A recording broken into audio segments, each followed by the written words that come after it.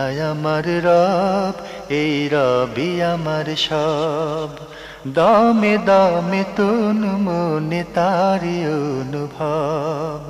তোমার দুনিয়াতে আমি যেদিকে তাকাই, অথই নিয়ামতে ডুবে আছি সবাই।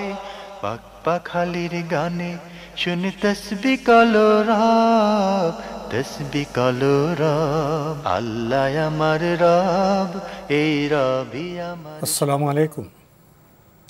আলহামদুলিল্লাহ, আসসালাতু ওয়াসসালামু আলা রাসূলিল্লাহ। প্রিয় দর্শক, আপনারা যারা দেশে আছেন প্রবাসে, সবাইকে জানাই অনেক অনেক প্রীতি ও শুভেচ্ছা। শুরু হলো এনটিভি আয়োজিত এবং লাভ হলো নিবেদিত অনুষ্ঠান আপনার জিজ্ঞাসা। আপনাদের সাথে আছি আমি জয়নুল আবেদিন আজাদ। আর আপনাদের মনে জাগা প্রশ্নের জিজ্ঞাসার জবাব দিচ্ছেন বিশিষ্ট আলেম ডক্টর মোহাম্মদ সাইফুল্লাহ। আসসালামু আলাইকুম ওয়া রাহমাতুল্লাহি ওয়া বারাকাতুহু। প্রিয় দর্শক, চলুন তাহলে জিজ্ঞাসার জগতে। শুরুতে একটি ইমেল পাঠিয়েছেন আফরোজা খানম, উত্তরা ঢাকা থেকে। লিখেছেন, কেউ কেউ রাসূল সাল্লাল্লাহু আলাইহি ওয়াসাল্লামের পক্ষ থেকে কোরবানি করেন, এটা কতটা সহি? ধন্যবাদ, গুরুত্বপূর্ণ প্রশ্ন করেছেন। রাসূলুল্লাহ সাল্লাল্লাহু আলাইহি ওয়াসাল্লাম পক্ষ থেকে কোরবানি করা সুন্নাহ সম্মত নয়, অথবা সুন্নাহ দ্বারা প্রমাণিত হয়নি। রাসূলুল্লাহ সাল্লাল্লাহু আলাইহি ওয়াসাল্লাম তো কোরবানির এই বিধান, এই হুকুম, এই ইবাদত আমাদেরকে জানিয়েছেন। সুতরাং আল্লাহ রাসূল সাল্লাল্লাহু আলাইহি ওয়াসাল্লাম এর সওয়াব পাবেন এমনিতেই। রাসূলুল্লাহ সাল্লাল্লাহু আলাইহি ওয়াসাল্লাম হাদিসের মধ্যে ইরশাদ করেছেন, আদ-দাল্লু আলাল খায়রি কাফাইলিহি, যে ব্যক্তি ভালো কাজের পথ দেখালো, প্রদর্শনকারী, কাফাইলিহি, সে ওই ব্যক্তির মতো যে ব্যক্তি ভালো কাজ করলো। সুতরাং রাসূলুল্লাহ সাল্লাল্লাহু আলাইহি ওয়াসাল্লাম যেহেতু আমাদেরকে হেদায়েতের সব কিছু দেখিয়েছেন, তার মধ্যে কোরবানি করার এই বিধান রাসূলুল্লাহ সাল্লাল্লাহু আলাইহি ওয়াসাল্লাম আমাদেরকে জানিয়েছেন, সুতরাং এর ফজিলত রাসূলুল্লাহ সাল্লাল্লাহু আলাইহি ওয়াসাল্লাম এমনিতেই পেয়ে যাবেন। তাই রাসূলুল্লাহ সাল্লাল্লাহু আলাইহি ওয়াসাল্লাম পক্ষ থেকে আলাদাভাবে কোরবানি করার প্রয়োজন নেই, আলাদা কোরবানি করার প্রয়োজন নেই। কিন্তু আমাদের সমাজে একটি প্রচলন আছে যে রাসূলের পক্ষ থেকে কোরবানি করার বিষয়টি, এটি আমরা দেখব রাসূলুল্লাহ সাল্লাল্লাহু আলাইহি ওয়াসাল্লামের ভালোবাসার সাথে জড়িত কিনা। আদৌ কি এর মধ্যে রাসূলুল্লাহ সাল্লাল্লাহু আলাইহি ওয়াসাল্লাম ভালোবাসা আছে, নাকি এটা আবেগ শুধুমাত্র? রাসূলুল্লাহ সাল্লাল্লাহু আলাইহি ওয়াসাল্লাম ভালোবাসার সাথে জড়িত হলে অবশ্যই আল্লাহ রাসূল সাল্লাল্লাহু আলাইহি ওয়াসাল্লামকে সবচেয়ে বেশি ভালোবেসেছেন সাহাবায়ে কেরামগণ। তাহলে অবশ্যই সাহাবায়ে কেরাম আল্লাহ রাসূল সাল্লাল্লাহু আলাইহি ওয়াসাল্লামের পক্ষ থেকে কোরবানি করতেন, জবে করতেন। কিন্তু আমরা দেখি সাহাবায়ে কেরামগণ আল্লাহ রাসূল সাল্লাল্লাহু আলাইহি ওয়াসাল্লামের পক্ষ থেকে কোরবানি করেন নেই, যেহেতু কোরবানি করার প্রয়োজন হয় নাই। ফলে সাহাবায়ে কেরামগণ পরবর্তী সময়ে তাবেঈ যারা ছিলেন, তারা কেউ যেহেতু রাসূলুল্লাহ সাল্লাল্লাহু আলাইহি ওয়াসাল্লামের পক্ষ থেকে এভাবে আলাদা কোরবানি করেননি, সেক্ষেত্রে রাসূলুল্লাহ সাল্লাল্লাহু আলাইহি ওয়াসাল্লামের পক্ষ থেকে কোরবানি করার বিষয়টি সুন্নাহ সম্মত নয়, সুন্নাহ দ্বারা প্রমাণিত নয়। উত্তম হচ্ছে এটি বর্জন করা। আর এটাকে যদি এত আবেগের বিষয় হিসেবে নিয়ে যাওয়া হয়, তাহলে আবেগ সবসময় মানুষদেরকে বিচ্যুতির দিকে নিয়ে যায়। কারণ আবেগ প্রথমেই মানুষের কাছে আসে, সেটা শুধুমাত্র আবেগ হিসেবে থাকে, কিন্তু পরবর্তীতে আবেগ মানুষদেরকে বিচ্যুতির দিকে নিয়ে যায়। তখন এই বিষয়টি হতে পারে যে হেদায়েত থেকে বিচ্যুতির কারণ হয়ে যেতে পারে। এই কারণে আমরা মনে করে থাকি যে এটি সুন্নাহ সম্মত নয়, এবং রাসূলুল্লাহ সাল্লাল্লাহু আলাইহি ওয়াসাল্লাম পক্ষ থেকে কোরবানি না করাটাই হচ্ছে মূলত সুন্নাহ এর নির্দেশনা বা পদ্ধতি। প্রিয় দর্শক, আমরা জানলাম বিষয়টি সম্পর্কে। আরও লিখেছেন, কাবা ঘরের গিলাফ পরিবর্তনের সময় 2 হাত তুলে দোয়া করলে দোয়া কবুল হয়, এ কথা কি ঠিক?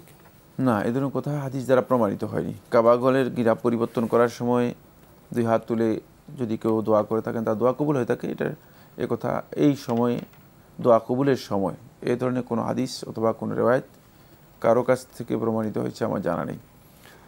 বোন আফরোজা খানম, আপনি সবশেষে লিখেছেন, অনেকে চাচিকে বড় আম্মু বা ছোট আম্মু বলে ডাকে, এভাবে কি ডাকা যাবে? কোনো অসুবিধা নেই। বড় আম্মু, বড় চাচি, বড় ইত্যাদি, এটা প্রচলন, শুধুমাত্র এগুলো শুধুমাত্র ডাকের মধ্যে অতিরিক্ত কোনো কিছুই নেই।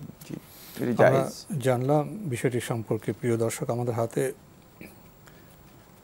আরও একটি ইমেল, যিনি পাঠিয়েছেন নাম প্রকাশে অনিচ্ছুক। লিখেছেন, 3/4 প্যান্ট পরে নামাজ আদায় করা কি যাবে?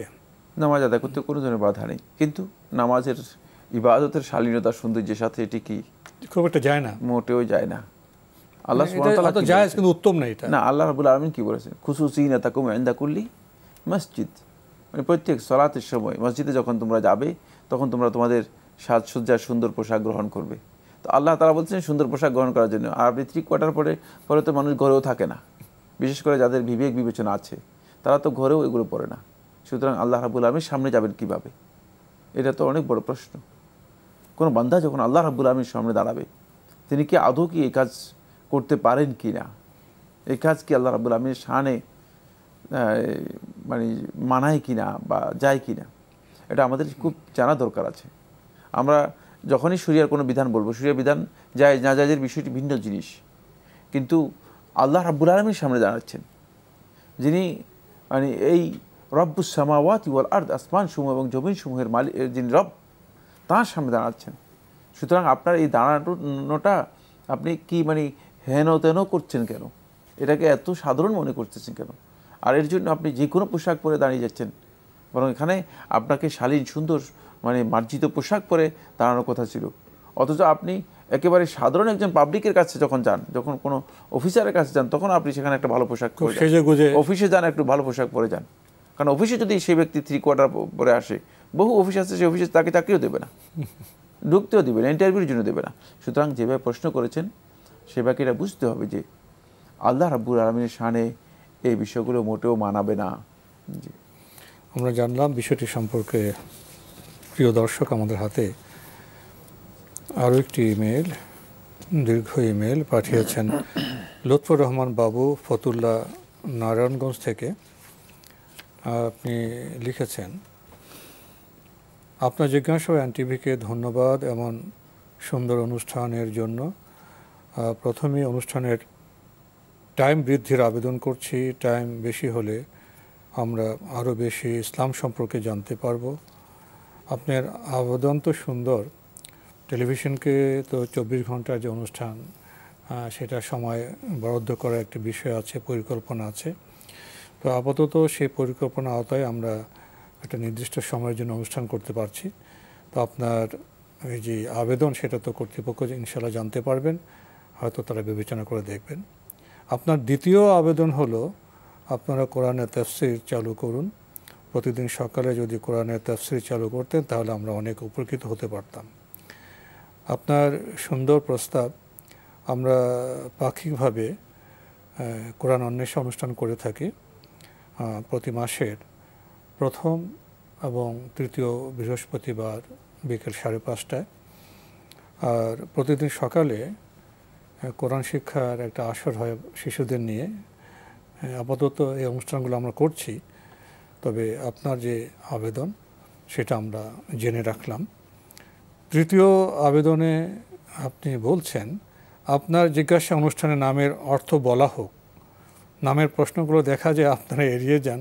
আপনারা বলেন ইন্টারনেট থেকে নামের অর্থ ঘেঁটে নিতে। আমি ইন্টারনেটে বসে দেখেছি সব নামের সহি অর্থ পাওয়া যায় না। আর মাঝে মাঝে কোনো পেজে ক্লিক করলে মাছির মতো ঘুরতে থাকে, পেজ খুলতে খুলতে এমবি ফুরিয়ে যায়। তাই অনুরোধ আপনার নামের অর্থ বলবেন। আপনার বক্তব্য আপনি সুন্দরভাবে পেশ করেছেন, আমরা আমাদের বক্তব্য আপনার কাছে পেশ করি। আপনারা খেয়াল করেছেন, আপনি নিজে তো বললেন শুরুতে, আমাদের অনুষ্ঠানের পরিসরের জন্য আরও বৃদ্ধি হয়, অর্থাৎ আপনি কম প্রশ্ন করতে পারছেন। এর মধ্যে আমরা নামের প্রশ্ন যোগ করি, তো কোন অবস্থা দাঁড়াবে? দেখা যাবে যে 10টি প্রশ্নের মধ্যে হয়তো 6-7টি হবে নামের প্রশ্ন। নামের প্রশ্ন, নামের অর্থ কি শুধু ইন্টারনেটে খুঁজতে হবে? আজকাল তো নামের অনেক গ্রন্থ বেরিয়েছে, একটু খোঁজ করলে পেয়ে যাবেন।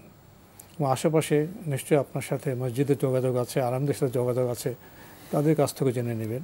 আমরা চিন্তাভাবনা করেই নামের অর্থ বলার যে বিষয়টিকে আমরা একটু এড়িয়ে গেছি বা বাদ দিয়েছি। আশা করি সময়ের যে সংকীর্ণতা আছে সেটা আপনি বিবেচনা করবেন। তো আপনার যে দাবিগুলো, আবেদনগুলো সম্পর্কে আমরা জানলাম, পড়লাম, আমরা উপকৃত হলাম। এরপর আপনি প্রশ্ন করেছেন, চোখে সুরমা দেওয়া কি সুন্নাহ? নবী সাল্লাল্লাহু আলাইহি ওয়াসাল্লাম সুরমা ব্যবহার করেছেন, হাদিস দ্বারা সাব্যস্ত হয়েছে। সুতরাং কেউ যদি সুরমা নবী সাল্লাল্লাহু আলাইহি ওয়াসাল্লাম দিয়েছেন এই জন্য দেন, তাহলে তিনি অবশ্যই নবী সাল্লাল্লাহু আলাইহি ওয়াসাল্লাম অনুসরণ করার কারণে এই কাজটি ভালো হবে, উত্তম কাজ হবে। কিন্তু মানে চোখে সুরমা নিয়মিত ব্যবহার করা সুন্নাহ কিনা এ বিষয়ে শেখুল ইসলাম কাইয়িম রহমতুল্লাহ আলাই বলেছেন যে এটি নবী সাল্লাল্লাহু আলাইহি ওয়াসাল্লাম এর মানে নিয়মিত কোনো আমল হিসেবে প্রমাণিত হয়নি, যে নিয়মিত আমল হিসেবে প্রমাণিত হয়নি। নবী সাল্লাল্লাহু আলাইহি ওয়াসাল্লাম দিয়েছেন, এটি প্রমাণিত হয়েছে। মানে সুন্নাহ হচ্ছে এমন বিষয়গুলো যে বিষয়গুলো রাসূলুল্লাহ সাল্লাল্লাহু আলাইহি ওয়াসাল্লাম নিয়মিত সবসময় করেছেন, এ ধরনের প্রমাণিত হয়েছে। সেক্ষেত্রে কেউ নবী সাল্লাল্লাহু আলাইহি ওয়াসাল্লাম যেহেতু দিয়েছেন, প্রমাণিত হয়েছে, শুধু অনুসরণ করতে পারেন। আমরা জানলাম বিষয়টি সম্পর্কে আরও লিখেছেন, ছেলে এবং মেয়ে কত বছর বয়সে বিবাহযোগ্য বলে বিবেচিত হবে? ছেলে এবং মেয়ে কত বছর বয়সে বিবাহযোগ্য বিবেচিত হবে, বছর আসলে এখানে নির্ধারণ করার সুযোগ নেই। সেক্ষেত্রে প্রাপ্তবয়স্ক হলেই ছেলে এবং মেয়ে বিবাহের জন্য উপযুক্ত। প্রাপ্তবয়স্ক হলেই ছেলে এবং মেয়ে বিবাহের জন্য উপযুক্ত।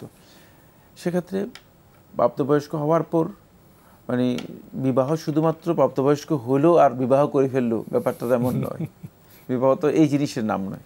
বিবাহের সাথে অনেক দায়িত্বের বিষয় আছে, বিবাহের সাথে অনেক সামাজিক বিষয়, পারিবারিক বিষয় জড়িত আছে। সুতরাং সেক্ষেত্রে অবশ্যই প্রাপ্তবয়স্ক হয়তো 8 বছর 10 বছর বয়সে হয়ে গেল, মানে 10 বছর বয়সে মানে আমি খুব কম সংখ্যক লোককে শুনেছি যে বিয়ে করেছে। মানে হয়তো করতে পারে, কেউ কেউ করেছে, কিন্তু কারণ হলো তার এই 10 বছর বয়সে বিবাহের মতো লোড নেওয়ার অবস্থা তার আছে কিনা, ঠিক না, প্রস্তুতি থাকতে হবে, তার সেই প্রস্তুতি আছে কিনা। সুতরাং সেক্ষেত্রে অবশ্যই মানে বিবাহের মানে উপযুক্ত হওয়ার অর্থ এই নয় যে মানে ওই বয়সে তাকে কি করতে হবে, বিবাহ করতে হবে। বিবাহের সাথে শারীরিক, মানসিক, আর্থিক সবটাই সংগতি থাকতে হবে। এই জন্য রাসূলুল্লাহ সাল্লাল্লাহু আলাইহি ওয়াসাল্লাম যখন এই কথা বলেছেন, মান ইসতাতাআ মিনকুমুল বাআতা, এই তোমাদের মধ্যে যে ব্যক্তি মানে বিবাহের সামর্থ্য রাখে, এখানে কেউ কেউ বলেছেন আল বাআ, এখানে সামর্থ্যটা দুই দিক থেকে, একটা হচ্ছে আল মালিয়া আর্থিক দিক থেকে, আর একটা হচ্ছে আল জিনসিয়া অথবা শারীরিক দৈহিক দিক থেকে, অর্থাৎ সেক্সুয়াল তার যেই সামর্থ্য সেটাও থাকতে হবে, তারপরে ইকোনমিক্যাল যে মানে সামর্থ্য সেটাও থাকতে হবে, অর্থনৈতিক সামর্থ্য তার থাকতে হবে। এখন অর্থনৈতিক সামর্থ্য তার যদি না থাকে, আর্থিক যদি সামর্থ্য না থাকে, তাহলে সে ব্যক্তি বিবাহ করলে পরবর্তী সময় তার নিজের জীবনটাই বিপন্ন হয়ে যাওয়ার সম্ভাবনা হতে পারে। সুতরাং এখানে অনেকগুলো বিষয় আছে, শুধুমাত্র বয়স নির্ধারণ করেই জি তাহলে বিবাহ করলেই চলবে, ব্যাপারটা এমন নয়। ভাই লুৎফর রহমান বাবু, আপনার ইমেল পড়ছিলাম, আপনি আরও লিখেছেন, কবরের ওপর ফুল গাছ থেকে ফুল কি ছেঁড়া যাবে? অনেকে বলেন এতে অমঙ্গল হয়। না, অমঙ্গল হয় এই বক্তব্য কুসংস্কার। আর কবরের উপর যদি কোনো ফুল অথবা কোনো কিছু ফল গাছ হয়, সেখান থেকে ফুল ফল খাওয়া, ফুল নেয়া, ফুল খাওয়া, ফল খাওয়া এবং ফুল নেয়া দুটাই জায়েজ, এতে কোনো ধরনের অমঙ্গল হবে আশা করা যায় না। কারণ হচ্ছে এটা জমিন থেকে যা উৎপাদিত হয়ে থাকে সেগুলো সবটাই হালাল, আল্লাহর নিয়ামত, এটা আল্লাহর নিয়ামত। জি। আরও লিখেছেন, খাবার খাওয়ার পর প্লেট চেটে খাওয়া কি সুন্নাত? আমি এক বাড়িতে দাওয়াত খেতে গিয়ে বিব্রত হয়ে পড়েছি। খাওয়া শেষ হলে হাত ধুয়ে ফেললে পাশের মুরব্বি বললেন, খাবার চেটে খেলে না কেন? তুমি রাসূলের একটি সুন্নত থেকে মাহরুম হয়ে গেলে। আমি এ ব্যাপারে বিস্তারিত জানতে চাই। হ্যাঁ, কোনো সন্দেহ নেই, প্লেট চেটে খাওয়ার কথাই হাদিসে আসেনি। যে মুরব্বি বলেছেন সে মুরব্বির এক্ষেত্রে মানে জানার অভাব আছে। সেখানে রাসূলুল্লাহ হাদিসের মধ্যে যেটা এসেছে সেটা হচ্ছে রাসূলুল্লাহ সাল্লাম কানা ইয়াল আকুল আসাবে, রাসূলুল্লাহ আঙ্গুলগুলো মানে কি করতেন, মানে চেটে খেতেন, আঙ্গুল চেটে খেতেন। প্লেটের মধ্যে চেটে খাওয়ার কথা হাদিসের মধ্যে আসেনি। কিন্তু যেহেতু প্লেটে অবশিষ্ট খাবারের কিছু অংশ রয়ে গিয়েছে, আর এই খাবারগুলো হতে পারে যে এর মধ্যে বরকত আপনার জন্য রয়েছে, এই কারণেই আপনি সেগুলো চেটে খেতে পারেন। কিন্তু এই কথা শুদ্ধ নয় যে প্লেট পুরোটাই কী করতে হবে, চেটে খেতে হবে, এই ধরনের কোনো হাদিস প্লেটের ব্যাপারে আসেনি। আল্লাহ নবী সাল্লাল্লাহু আলাইহি ওয়াসাল্লামের সময় খাবার পদ্ধতি ছিল খুবই ভিন্ন ধরনের। রাসূলুল্লাহ সাল্লাল্লাহু আলাইহি ওয়াসাল্লাম 3 আঙ্গুল দিয়ে খেতেন, আর খাবার ছিল হালকা জিনিস, শুকনো খাবার। এখন আমরা যে জিনিসগুলো খাই সেগুলো হচ্ছে অনেক মানে এটাকে কি বলা হয়, অনেক রসালো খাবার এবং পানি এবং রস, সুরবা ইত্যাদি এগুলো থাকে। এই যে সুরবা থাকার কারণে দেখা যাচ্ছে যে আপনি সুরবা খেতে হলে তো অবশ্যই পরিপূর্ণরূপে খেতে গেলে অবশ্যই আপনাকে একটু চেটে খেতে হবে। এক্ষেত্রে যদি কেউ চেটে না খান, খাবারের সৌন্দর্য আদব এর পরিপন্থী কোনো সন্দেহ নেই। যদিও আমরা এটা সরাসরি নস দ্বারা সাব্যস্ত হয়নি, রাসূলুল্লাহ সাল্লাল্লাহু আলাইহি ওয়াসাল্লাম এই হাদিস থেকে কেউ কেউ এই কথা বলেছেন যে মূলত চেটে খাওয়াটাই এটা হচ্ছে আদব। কারণ হতে পারে যে আপনার শেষ লোকমার মধ্যে অথবা শেষ খাবারের মধ্যেই আপনার বরকত রয়ে গেছে, সে বরকত থেকে আপনি বঞ্চিত হয়ে গেলেন। জি, আমরা তো স্পষ্টভাবে জানতে পারলাম আমরা আঙ্গুল চেটে খাবো, জি, প্লেটে কিছু রয়ে গেলে যেটা আমাদের প্রচলন, আমরা আঙ্গুল দিয়ে ওইটা নিয়ে তোমার পিয়ে খাই, জি, জি, ওটাও তো হয়ে যেতে পারে। আঙ্গুল দিয়ে না নিয়ে কোনো অসুবিধা পিয়ে নেই, খেলে সেটা তো আমরা কোনো অসুবিধা নেই। অবশিষ্টাংশ খেয়ে ফেললাম, আমরা অবশিষ্টাংশ খাদ্যে রেখে দিলাম না। হ্যাঁ, না রাখলেই হলো, না রাখলেই হলো। সেটা খাওয়ার পদ্ধতি কি হবে সেটা অন্য সেটা বিষয়। পদ্ধতি হয়তো আধুনিক যুগে আরো চেঞ্জ হতে পারে। জি, আমরা খুবই গুরুত্বপূর্ণ বিষয়ে অবগত হলাম প্রিয় দর্শক। আরও লিখেছেন, টাকনুর উপর কি সব সময় প্যান্ট পরিধান করতে হবে নাকি শুধু নামাজের সময়? সব সময়ের জন্য টাকনুর উপর কাপড় পরার বিধান, এটি নামাজের সময়ের জন্য নয়। দেখা যায় যে অনেকে নামাজের সময় বলেন যে টাকনুর উপর কাপড় তুলে নিন। এই বক্তব্য ভুল, এই ইমামের মানে এটাকে ডিরেকশান ভুল, তিনি যা বলেছেন এটা ভুল। এই বিধানটা সলাতের সাথে সম্পৃক্ত নয়। সলাতের ব্যাপারে যে হাদিসটি রয়েছে, হাদিসটি আবু দাউদে এসেছে, এটা দাঈফ, দুর্বল হাদিস। বাকি এটা একেবারেই নিয়মিত বিধান। রাসূলুল্লাহ সাল্লাল্লাহু আলাইহি ওয়াসাল্লাম স্পষ্ট করেছেন যে ব্যক্তি মান আসবারা ইজারাহু, যে ব্যক্তি লা ইউকাল্লিমুহুল্লাহু ইয়াউমুল কিয়ামা, যে ব্যক্তি তার মানে লুঙ্গি অথবা পায়জামা অর্থাৎ পরনে যে কাপড় আছে সেটাকে যে ব্যক্তি টাকনুর নিচে ঝুলিয়ে পড়লো, আল্লাহ সুবহানাহু ওয়া তাআলা কিয়ামতের দিন তার দিকে তাকাবেনও না, তার সাথে কথাও বলবেন না। সুতরাং এটি ভয়ঙ্কর অপরাধ। আপনি আরও লিখেছেন, এক ওয়াজে শুনলাম ইবলিশের ভাই বোন খালা খালু আছে, এটা কি ঠিক? সেটা হয়তো কারোর সাথে যদি দেখা হয় ইবলিসের সাথে, সে যদি বলে, আমি জানি না। তবে কোথাও কোনো হাদিসের কিতাবে অথবা রাসূলুল্লাহ সাল্লাল্লাহু আলাইহি ওয়াসাল্লাম কোথাও বলেছেন, এটা আমার জানা নেই।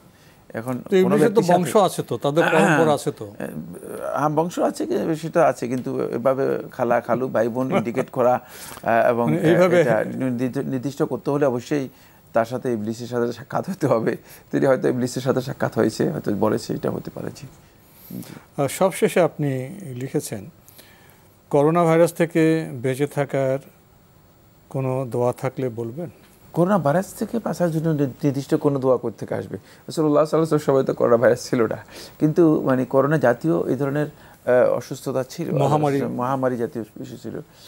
সেখানে আল্লাহ রাসূল সাল্লাল্লাহু আলাইহি ওয়াসাল্লাম আল্লাহুম্মা ইন্নী আউযুকা মিনাল বারাসি ওয়াল জুযামি ওয়া সাইয়্যিল আসকাম, এই ধরনের দোয়াগুলো যেগুলো রাসূলুল্লাহ আমাদেরকে শিক্ষা দিয়েছেন, সেগুলো কেউ যদি পড়তে চান, আল্লাহুম্মা ইন্নী আউযুকা মিনাল বারাস ওয়াল জুযাম ওয়াত তাউন ওয়া সাইয়্যিল আসকাম, এগুলো বলতে পারেন, এগুলো দোয়া করতে পারেন। এই ধরনের দোয়া করা যায় যাচ্ছে, কিন্তু সুনির্দিষ্ট দোয়া, যে করোনা ভাইরাস থেকে বাঁচার জন্য সুনির্দিষ্ট দোয়া, এ ধরনের কোনো দোয়া রাসূলুল্লাহ সাল্লাল্লাহু আলাইহি ওয়াসাল্লামের হাদিস অথবা কোনো আলেমের ইজতিহাদের মাধ্যমেও প্রমাণিত হয়েছে আমার জানা নেই। আমরা তো নিজেদের ভাষাও তো আল্লাহকে দোয়া করতে পারি যে আল্লাহ আমাকে করোনা থেকে রক্ষা করুন। এর জন্য শর্ত নয় যে দোয়ার জন্য তো মানে ওই দোয়ার লফজ হাদিস দ্বারা প্রমাণিত হতে পারে, শর্তই নয়। দোয়া যে কোনো ভাষায় যে কোনো ব্যক্তি যে কোনো দোয়া করতে পারবেন। প্রিয় দর্শক, আপনারা হয়তো লক্ষ্য করেছেন করোনা ভাইরাস আবার এগিয়ে আসছে, মানুষ সংক্রমিত হচ্ছে, দু একজন ইন্তেকালও করছেন, কিন্তু লক্ষ্য করা যায় সমাজে আমরা একটু গাফিল হয়ে গেছি। আমরা বোধহয় এখন ঠিক মাস্ক পরতে চাই না। নিজেকে রক্ষার জন্য, সমাজের যে মানুষ আছে, প্রতিবেশী আছে, তাদের রক্ষার জন্য আসুন আমরা সচেতন হই, আমরা মাস্ক পরি এবং বিধিবিধানগুলো আমরা মেনে চলি। প্রিয় দর্শক, আমাদের হাতে আরও একটি ইমেল, এটি পাঠিয়েছেন কুমিল্লা লাকসাম থেকে আনোয়ার হোসেন। লিখেছেন, হাজাম শব্দের অর্থ কী? হাজাম কাদেরকে বলা হয়? হাজাম না, শব্দ হচ্ছে হাজ্জাম, আর আমরা শব্দার্থ বলি হাজ্জাম। প্রচলন তো হয়েছে হাজাম, আপনি মূল শব্দ বলেন হাজ্জাম। যারা ওই যে ছেলেদের মুসলমানি করে থাকে, এরকম হাজ্জাম বলা হয়ে থাকে। আমাদের হাতে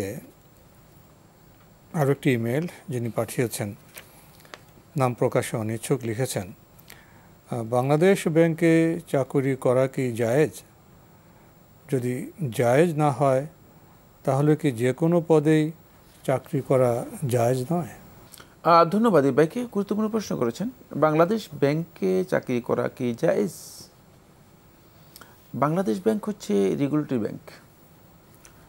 এখানে সুদের কাজও আছে, আবার জাতীয় পর্যায়ে যে সমস্ত অর্থনৈতিক বিষয়গুলো আছে সেগুলো নীতি নির্ধারণী এবং সেগুলো সংরক্ষণ এবং সেগুলোর ব্যাপারে সার্কুলেট করার যে কাজগুলো আছে সেগুলো প্রশাসনিক অনেক কাজ আছে। এই ক্ষেত্রে যদি কোনো ব্যক্তি সরাসরি মানে তার কাজের মধ্যে, খুব ভালো করে মাসালা বুঝতে হবে, খুবই সূক্ষ্ম মাসালা, কোনো ব্যক্তি যদি সরাসরি তার কাজের মধ্যে মানে এমন কোনো বিষয়ে যুক্ত না থাকে যেটা সরাসরি সুদের সাথে জড়িত, তাহলে তার কাজটা যদি এমন হয় যে কাজটি সুদের সাথে কোনো সম্পৃক্ততা নেই, যেমন ব্যাংকের গবেষণা কাজ, ব্যাংকের লাইব্রেরির কাজ, ব্যাংকের ড্রাইভিংয়ের কাজ করতেছে ইত্যাদি ইত্যাদি, মানে আমি জাস্ট কয়েকটা উদাহরণ দিলাম, প্রচুর প্রশাসনিক অনেক কাজ আছে, আমি জাস্ট উদাহরণ দিলাম। তাদের এই কাজটি হারাম হবে নাকি হারাম হবে না, এই বিষয়ে শেখ আবদুল্লাহ মোহাম্মদ মুতলাক হাফেজাহুল্লাহ তাআলা এবং শেখ আবদুল্লাহ মানি সহ অনেক আহলুল ইলম বলেছেন যে এটি জায়েজ, যদি কেউ করে তো সে গুনাহগার হবে না।